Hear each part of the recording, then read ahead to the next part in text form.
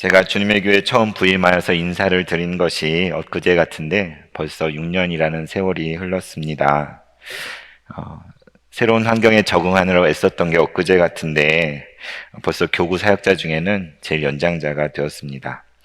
그 시간만큼 우리 교회가 많이 친숙해지고 내 집처럼 여겨지게 되었고, 또 주님의 교회 성도들을 알아가고 함께한 시간들이 귀한 시간으로 자리 잡고 있습니다. 최근에 한 집사님께서 저희 걱정을 하면서 문자를 보내주셨습니다. 목사님, 이 코로나 때문에 금쪽 같은 2년의 시간을 이렇게 어이없이 보내고 있어서 어떻게 합니까? 하고 말입니다.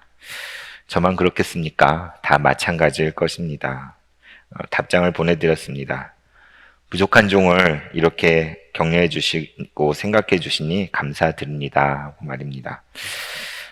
정말 그렇습니다. 우리 모두에게는 금쪽 같은 인연이 코로나 때문에 이렇게 흘러가고 있습니다. 이 새로운 환경에 많이 적응도 하였지요. 하지만 그래도 성도님들을 교회에서 만날 수 없다는 게 많이 안타깝습니다. 교회는 모이는 곳입니다. 함께 하나님의 나라와 의를 구하는 곳입니다. 서로에게 헌신하며 교제의 떡을 나누는 곳이 바로 교회이지요.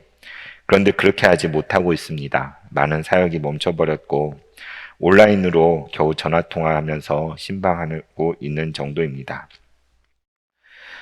이렇게 시간이 흐르다 보니 주님의 교회 안에서 함께 서로를 알아가던 그 세월의 깊이가 이 2년 동안은 점점 옅어져 가는 느낌입니다. 감사하게도 이번 여름에는 온라인 해외 비전 트립이 있었습니다. 제가 속한 키르기스스탄 팀은 3교구와 6교구 가족들이 함께 했는데요. 비전 트립을 준비하는 과정에서 스텝으로 섬기는 권사님들과 이야기 나눌 수 있는 기회가 있었습니다. 알고 보니 모두 키르기스탄을 뜨겁게 사랑하는 분들이었습니다. 과거에 그 땅에 방문하여서 경험한 소중한 은혜들이 많이 있었습니다. 그래서 그냥 참여한 것이 아니었더라고요. 그분들은 키르기스탄 땅을 직접 가서 보았고 또 만져보았고 선교의 경험을 통해 아주 잘 알고 계셨습니다. 그래서 어쩌면 지금은 갈 수 없는 상황이기 때문에 더 간절한 마음이었던 것 같습니다. 우리 예수님의 제자였던 요한도 우리 예수님에 대해서 매우 잘 알고 있었습니다. 요한은 예수님 바로 가까이 있는 제자였지요. 그분에게서 늘 들었고 그분을 보았고 또 그분을 손으로 만져보았습니다. 그렇기 때문에 요한은 이 요한복음을 기록할 수 있었지요. 이 요한복음은 요한이 직접 보고 듣고 만져서 알고 있는 그분에 대해서 우리에게 소개하기 위한 책입니다. 오늘 우리가 함께 나누려는 요한복음 13장의 말씀도 마찬가지입니다. 여기에서도 요한은 자기가 아는 예수님을 우리에게 잘 소개해주고 있습니다. 예수님이 어떤 분이실까요?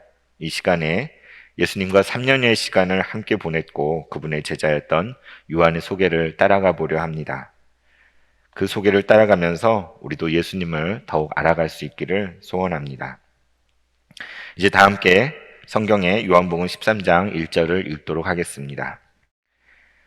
유월절 전에 예수께서 자기가 세상을 떠나 아버지께로 돌아가실 때가 이른 줄 아시고 세상에 있는 자기 사람들을 사랑하시되 끝까지 사랑하시니라.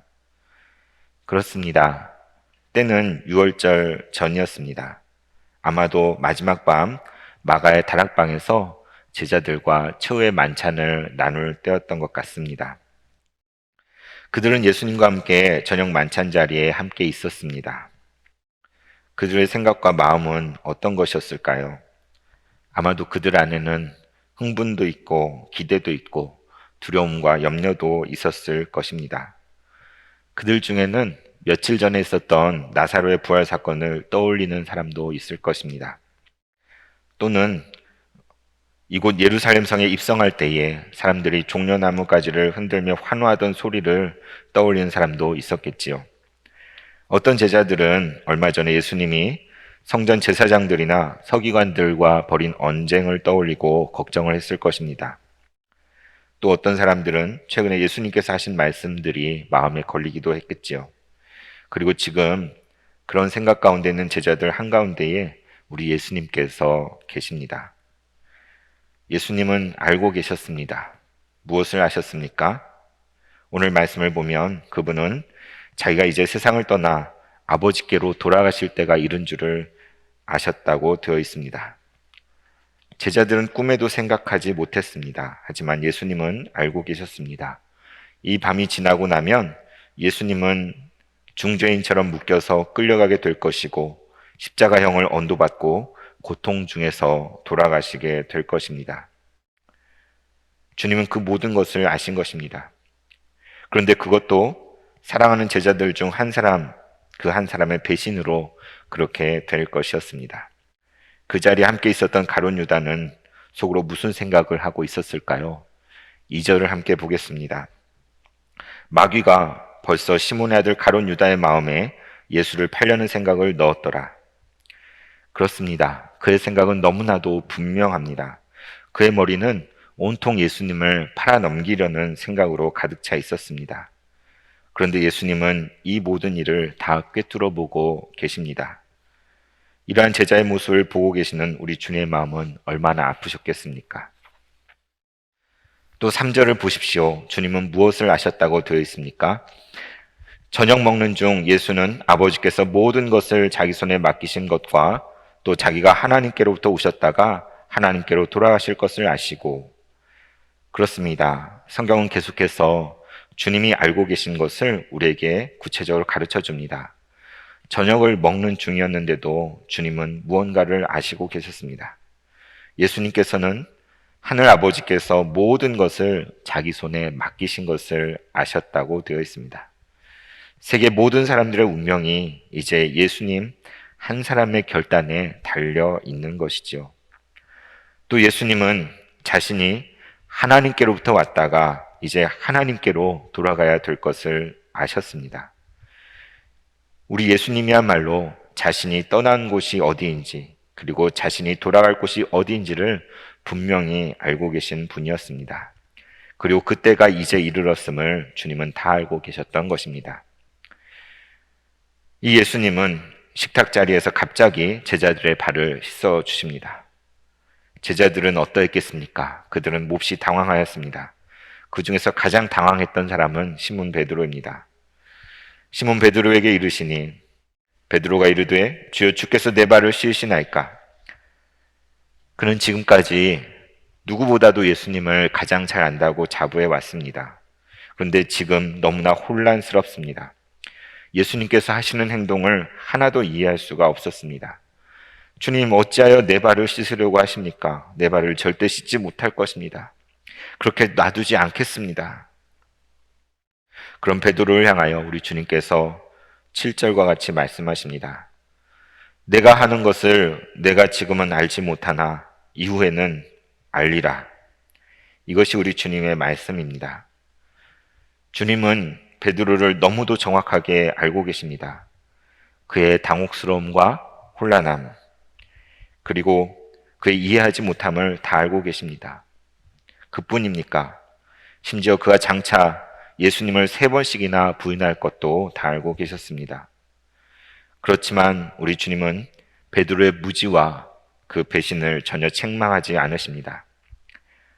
오히려 이렇게 말씀하시죠. 지금 너는 내가 하는 것을 하나도 이해하지 못할 거야.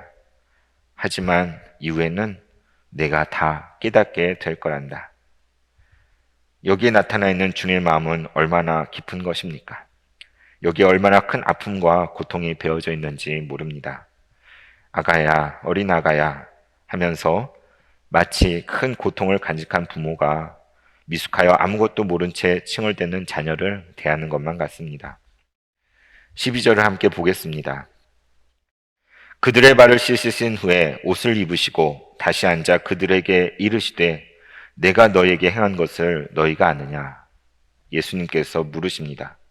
너희가 그것을 아느냐고 말입니다. 예수님께서는 저녁 식탁 자리에 제자들의 발을 씻어 주셨는데 제자들은 그것을 이해할 수 없었습니다. 그러나 그것을 다 행하신 후에 주님은 묻고 계신 것입니다. 제자들에게 이것이 무엇을 의미하는지 아느냐고 물으십니다. 내가 너에게 행한 것을 너희가 아느냐? 우리 주님이 행하시는 것은 그 하나하나가 분명한 목적과 뜻이 있습니다. 예수님은 그냥 허투루 일하시지 않습니다. 주님은 먼저 행동으로 우리에게 보여주십니다. 그리고 제자들이 그 뜻을 제대로 이해하길 원하십니다. 주님은 제자들에게 그 의미를 꼭 가르쳐 주고 싶으셨던 것입니다. 우리에게도 마찬가지일 것입니다. 내가 너에게 행한 것을 너희가 아느냐? 우리는 이 주님의 물음 앞에 어떻게 대답해야 할까요? 우리의 신앙에는 진정한 알미 있는지, 우리 하나님 아버지에 대한 참된 지식이 있는지 물어야 할 것입니다. 우리 삶 속에 주님의 행하심에 대한 체험적인 지식이 있습니까? 우리의 삶을 향하여 지금도 역사하고 계시는 하나님의 손길을 깨닫고 계십니까? 내가 너에게 행한 것을 너희가 아느냐? 우리는 알아야 할 것입니다. 주님 알기를 간절히 바라야 할 것입니다. 주님이 우리에게 행하고 계시는 일을 깨달아야 할 것입니다. 주님을 더 알게 해달라고 간절히 기도해야 할 것입니다. 아까 읽었던 요한복음 13장 1절을 다시 한번 읽겠습니다. 6월절 전에 예수께서 자기가 세상을 떠나 아버지께로 돌아가실 때가 이른 줄 아시고 세상에 있는 자기 사람들을 사랑하시되 끝까지 사랑하시니라. 이번에는 사랑이라는 말에 주목하고자 합니다. 자신의 때를 다하시는 예수님은 어떻게 반응하십니까? 주님은 세상에 있는 자기 사람들을 사랑하셨습니다. 그것도 끝까지 사랑하셨습니다. 끝까지 사랑하시니라. 바로 이것이 요한복음 13장 1절 이후의 모든 이야기입니다. 이것은 주님의 십자가와 마지막 부활에까지 연결되는 이야기입니다. 어쩌면 성경 전체의 이야기이죠. 주님은 자신의 고난을 앞두고 제자들을 더 사랑하셨습니다. 그것도 끝까지 사랑하셨습니다. 주님은 자신의 죽음 앞에 이제 세상에 남겨지게 될 제자들이 가장 걱정이 되셨습니다. 그래서 그들을 끝까지 사랑하신 것입니다. 우리 주님의 심정이 느껴지십니까? 요한일서에 기록된 대로 하나님은 사랑이십니다. 이 하나님의 사랑은 끝이 없는 영원한 사랑입니다. 그 사랑은 변함없는 사랑입니다. 그 사랑은 결코 실패하지 않는 사랑입니다. 끝까지 사랑하시니라. 그 사랑이 예수님을 통해 지금 나타난 것입니다. 주님은 제자들뿐만 아니라 여기 있는 저와 여러분을 끝까지 사랑하십니다. 이 한 구절이 저에게는 구원이 됩니다. 이 한 구절이야말로 저의 영원한 반석이라고 할 수 있습니다. 결코 흔들릴 수 없습니다. 이 사랑에서 끊을 수 있는 것은 이 세상에 아무것도 없기 때문입니다. 제자들을 향한 주님의 이 사랑은 저녁 먹는 식탁 자리에서 구체적으로 드러났습니다. 4절과 5절을 보십시오. 저녁 잡수시던 자리에서 일어나 겉옷을 벗고 수건을 가져다가 허리에 두르시고 이에 대야에 물을 떠서 제자들의 발을 씻으시고 그 두르신 수건으로 닦기를 시작하여 주님의 구체적인 행동이 있습니다. 주님은 그 잡수던 자리에 일어나 겉옷을 벗으셨습니다. 왜 그렇습니까? 주님은 수건을 하나 가져다가 자기 허리에 두르십니다. 무엇을 하시려고 하는 걸까요? 그런데 주님은 이제 대야에 물을 떠서 가져오십니다. 그리고는 굽혀 앉아서 제자들의 더러운 발을 한 사람씩 씻어주시기 시작합니다. 아니 주님, 제 발을 닦아주시다니요. 이게 어찌 된 일입니까? 종이 주인에게 행하는 그것을 지금 우리 주님께서 제자들에게 하고 계십니다. 스스로 종이 되어서 그들의 더러운 발을 물로 씻고 수건으로 닦아주시는 것입니다. 여러분은 지금 이것이 감당이 되십니까?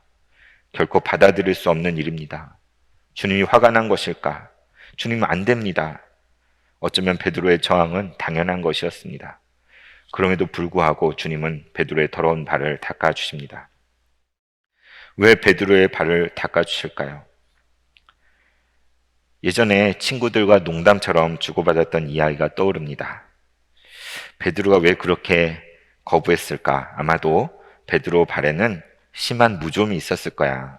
그게 부끄러워서 그렇게 강하게 거부했을 거야 하고 말입니다. 저의 치부를 하나 말하지 않을 수 없습니다. 저도 이 말씀을 대할 때마다 부끄러운 생각이 많이 듭니다. 왜냐하면 저는 발에는 자신이 별로 없거든요. 평소에 발을 잘 관리하지 않고 그냥 함부로 사용하는 편입니다. 그래서 볼품이 없습니다. 남들에게 내보이는 것이 상당히 부담스럽습니다. 그렇다고 발냄새가 나는 것은 아닙니다. 그러나 발톱들도 이상하고 정상이 아닙니다. 매끈하고 깨끗한 발이 아닙니다. 집에서도 아내와 아이들에게 제 발은 과민 반응 대상입니다. 아빠 슬리퍼는 따로 신으세요. 양말은 바로 빨래통에 집어넣어 주세요. 하고 말입니다. 그만큼 저에게 발은 사람들에게 보이기 부끄러운 부분입니다. 그런데 만일 예수님께서 제 발을 닦으려고 하신다면 정말 생각만 해도 끔찍한 일입니다. 저도 그럴 것입니다. 주님 안 됩니다. 제 발은 보여드릴 수 없습니다. 베드로처럼 이게 저의 솔직한 심정입니다. 그런데 그런 내 발을 닦아주시려고 주님께서 오신 것입니다. 허리에 수건을 두르시고 대야에 물을 떠서 제 앞에 쪼그리고 앉아 계신 것입니다. 주님은 모든 것을 다 하셨습니다. 그리고 그 아는 만큼 끝까지 사랑하셨습니다. 세상을 떠나 아버지께로 돌아가실 때가 이른 줄 아시고 세상에 있는 자기 사람들을 사랑하시되 끝까지 사랑하시니라. 진정한 알미라는 것은 진정한 사랑과 연결되어 있습니다.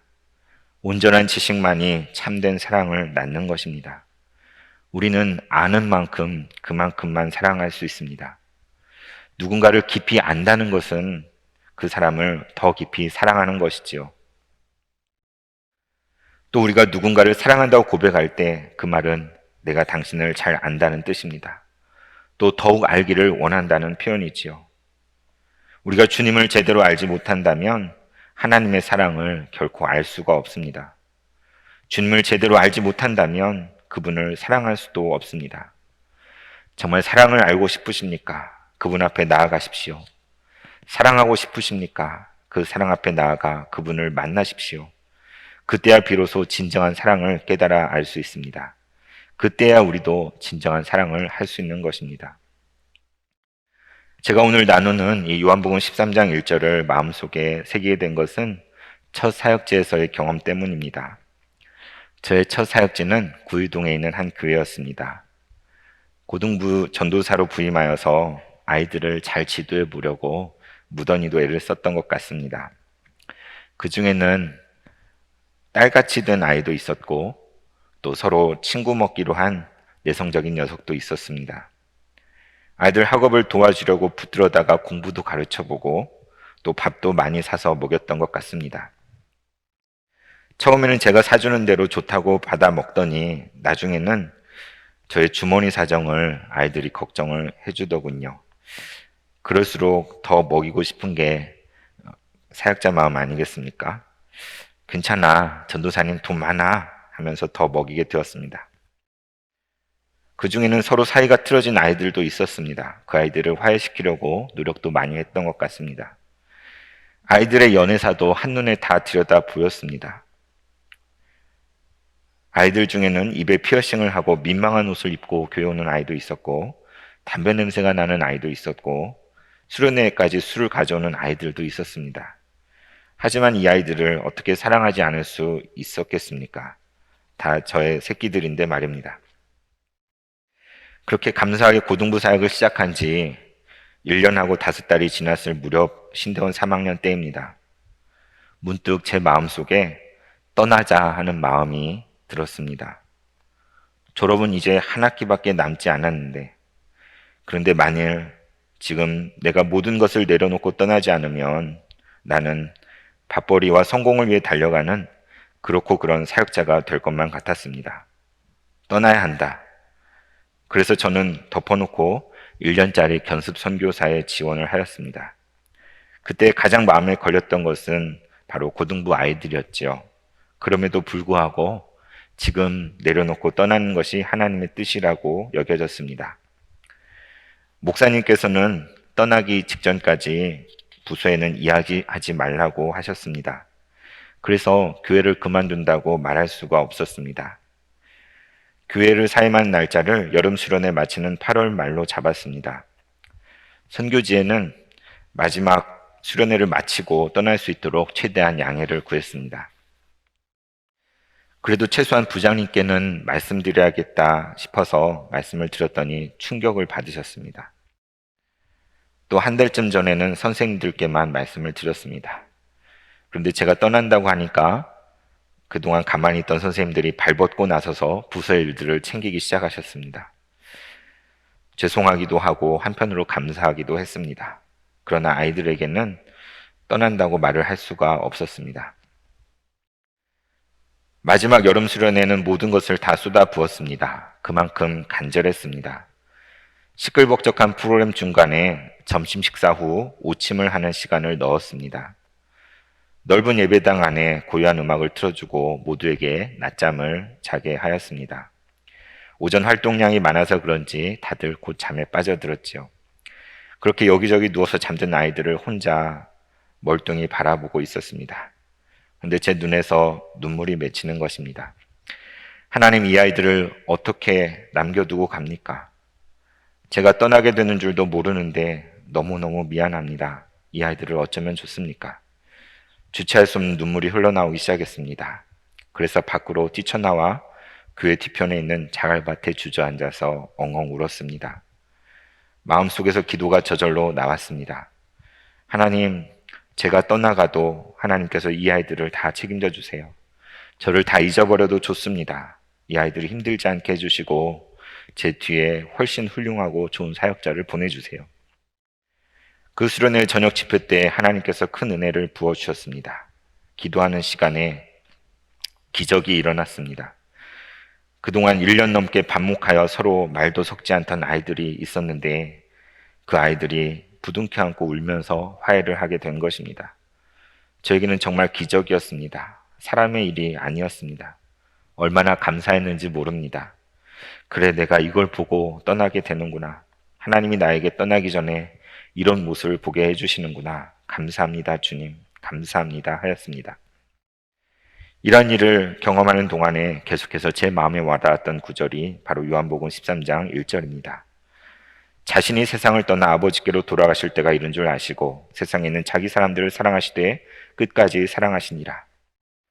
돌아가실 때가 이른 줄 아신 그때에 제자들을 바라보시는 주님의 심정은 어떤 것이었을까요?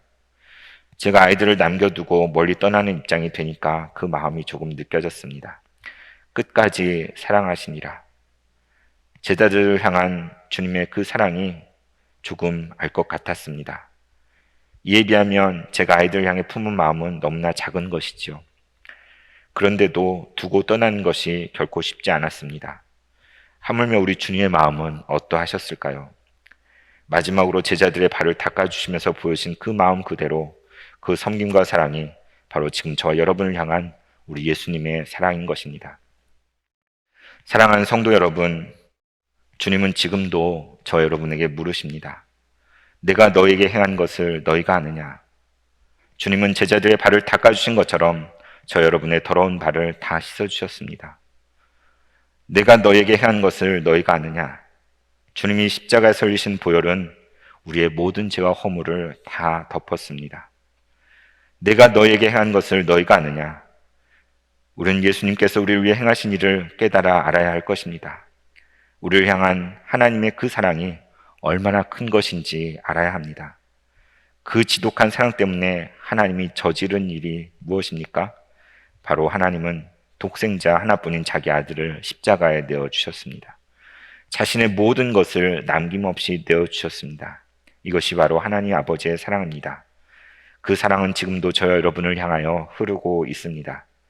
이것을 알 때에 우리에게도 참된 인생의 문이 열릴 것입니다. 우리는 주님을 더욱 알아야 합니다. 주님 알기를 더욱 사모해야 합니다. 그때 가르쳐 주실 것입니다. 우리를 향하신 주님의 사랑이 얼마나 놀랍고 큰 것인지 알게 될 것입니다. 그 사랑의 넓이와 깊이와 높이를 깨닫기를 원합니다.